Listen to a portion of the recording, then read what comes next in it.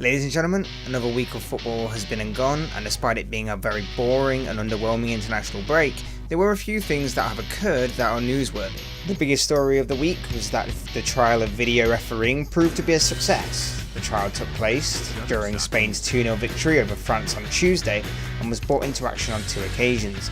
The first to deny Antoine Griezmann from opening the scoring for France, and the second to overrule an offside decision that was originally cancelled out for Gerard Deulofeu's second goal for Spain. It took around 40 seconds for the decisions to be made and for the referee to reveal them, and they proved to be the right calls in the end. With the trial being a success, it's surely now a question of when and not if this technology will be introduced to the Premier League and other top leagues around the globe. England continued their quest for the 2018 World Cup in Russia with a 2-0 victory over Lithuania Tuesday night, thanks to goals from Jamie Vardy and Jermaine Defoe. Only 2 points to take away from this: the annoying injury that has happened to Adam Lallana that has ruled him out for at least a month, and Southgate's decision not to have included Ross Barkley at all over the two games. The first was a game against Germany in an international friendly, whilst the second was a World Cup qualifier against Lithuania. For Ross Barkley not to have played a single minute of those games speaks volumes, and it's really confusing at the same time. I know that Dele Alli and Adam Lallana are preferred over him, and there's not really a lot more Ross can do playing for his club that's going to break him into it. So it's going to be interesting to see how this develops over time, and of course for the next international break. Away from international football, we move back to the Premier League, where we find the news that Neymar is being heavily linked with a move to Manchester United in the summer. Reports earlier this week suggested Neymar admires a number of Premier League clubs, with United being one of them, and a matter of days later, it's being reported that United are prepared to meet Neymar's incredibly high release clause, believed to be a minimum of around 181 million, according to Sky Sports. However, Jose Mourinho has come out and said this news is just speculation, and compared trying to go after Neymar as to trying to break into a safe, stating it would be impossible. In my opinion, Neymar moving from Barcelona will not happen for a few years.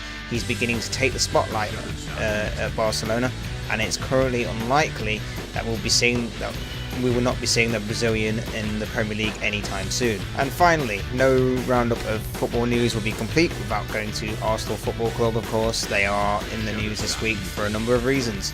Today we have found out the Arsene Wenger saga still hasn't been sorted out, with the man himself coming out and stating that his future has not been completely sorted yet. The longer this goes on, the worse it's going to get for him, I feel.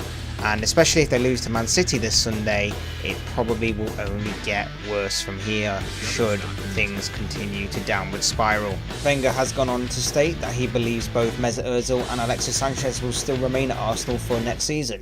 Of course this could be true, but despite it seeming unlikely, how can a guy not certain about his own future be so confident on the future of his two superstars?